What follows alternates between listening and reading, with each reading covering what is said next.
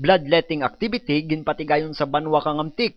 Pinagi man sa asosasyon ka mga kapitanes, dia tuigan nga ginpatigayon pinagi sa pagdumarahan ni Liga President Leopoldo Pancho kagin partisiparan dia ka mga kapitanes pumulyo kang Hamtik.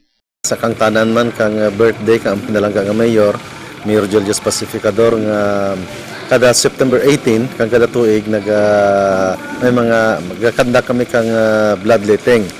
So we have the donors kang anda mga dugo sa nakalinlain nga kabaranggayan, the 47 barangay sa banwa kang Hamtik.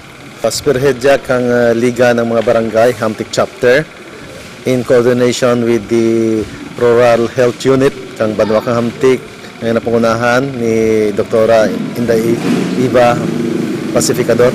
Dugang pa ni Honorable Pancho pinagi sa pagdonar kang dugo, marakid dia ang mabuligan sa nagakilanlanan kang dugo labi na gid sa mga taga Hamtik. Para sa Ko Patrol, Peter Saldivar.